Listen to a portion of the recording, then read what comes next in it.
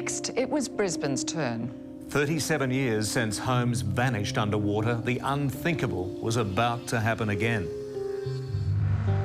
The alert was issued on Monday, January the 10th. Brisbane was told to expect a minor flood, not too much to worry about. But by Tuesday morning, West End residents were being evacuated. By that afternoon, the projections for the Brisbane River had risen dramatically. Brisbane would face a major flood within 24 hours. Look, I'm feeling a sense of history. I'm feeling a sense of horror and awe about the power of the river. Mild panic set in. Roads were clogged as people began scrambling. The highway to the Sunshine Coast was blocked. Somewhere under there is the southbound lanes of the Bruce Highway.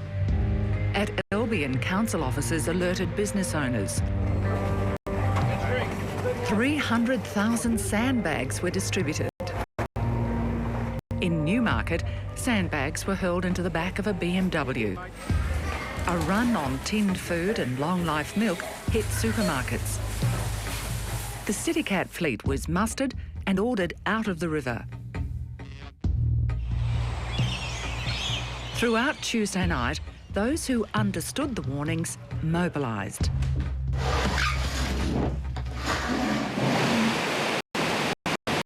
And by Wednesday, the water was here.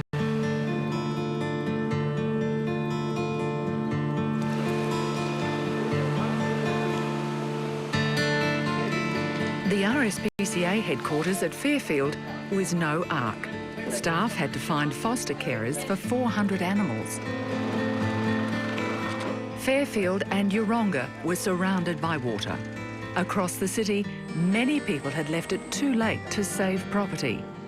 You know, you just see people just walking with suitcases and, you know, that's all they're getting out with. They haven't got a ute or they haven't got a mate that's got a ute.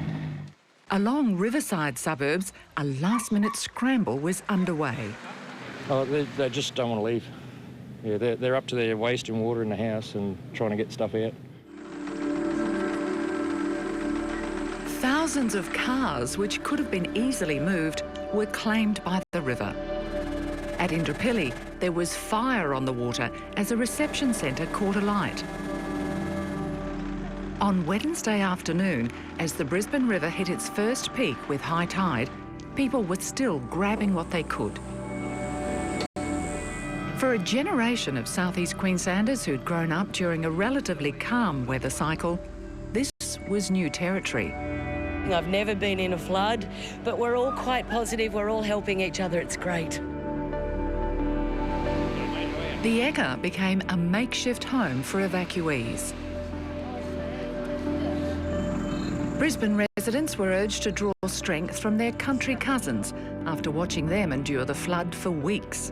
This event will test us as it is testing people in regional Queensland.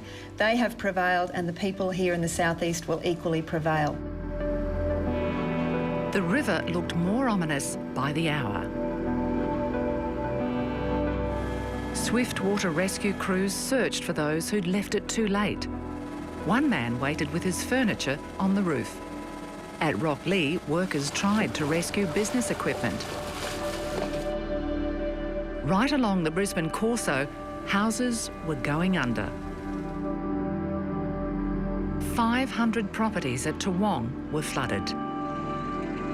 On Baroona Road, this bike shop marked the epic scale of the flood of 2011.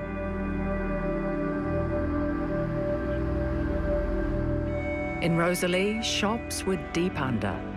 It's a little village when you go even just down to get a coffee. You know, they greet you with good morning, Andrew, dry cleaners, the dentist. It's a very close-knit community, even though it's so close to the CBD.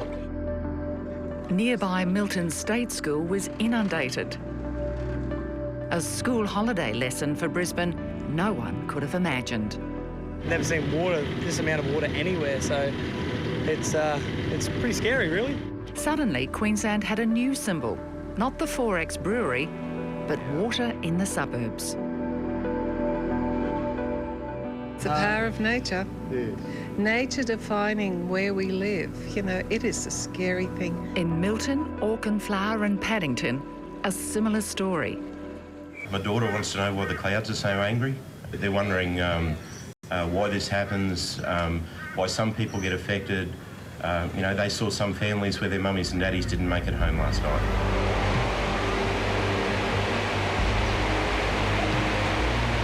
Thursday dawned bright and clear, but the river was a torrent. Suddenly, Brisbane had a new look and a new sound.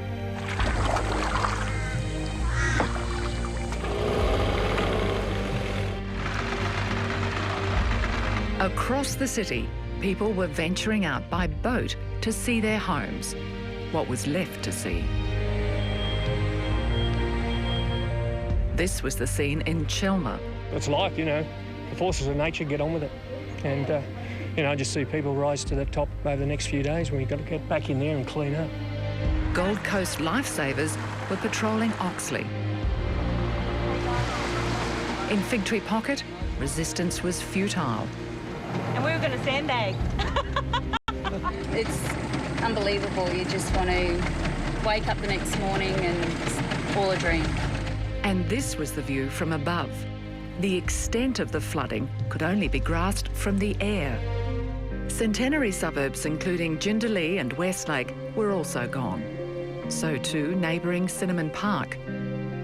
Other suburbs around here affected are Sherwood and Fig Tree Pocket, Indooroopilly and St Lucia, right now taking the full brunt of the Brisbane River.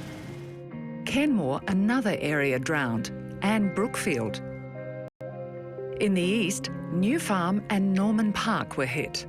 It's amazing, you never see this again.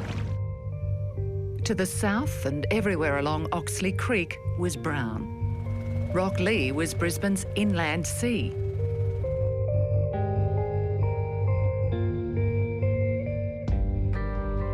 Like many others, Peter Mallon and his son returned to find their home full of water. They'd lifted possessions in their Yeronga home, but not high enough. Son of mine had a little cry yesterday. Yeah, so that was tough. It was tough. Yeah. Some considered they'd escaped lightly. Hey, this is great. You're happy about it? Yeah. You got no idea how happy I am about this. I thought it was going to be much, much worse. Brisbane had years to adapt to drought, but just hours to react to flood. As we weep for what we have lost, and as we grieve for family and friends, and we confront the challenge that is before us, I want us to remember who we are. We are Queenslanders. We're the people that they breed tough north of the border. We're the ones that they knock down and we get up again.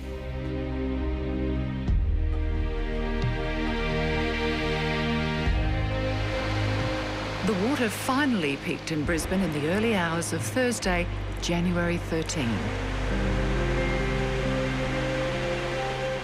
The 1974 flood height in the city was 5.45 metres. The flood of 2011 reached 4.5 metres. Although it was lower, the damage was worse due to increased development. Had it reached the full 1974 level, thousands more properties would have been flooded. Next, what happened as the water took over some of our city icons and the central business district? As drama erupts before our very eyes. Oh my God.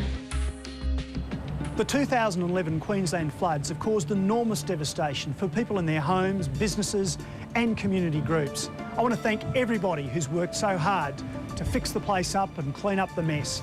And now I ask people to continue that support by contributing to the Premier's Relief Fund or the Lord Mayor's Community Disaster Appeal Fund.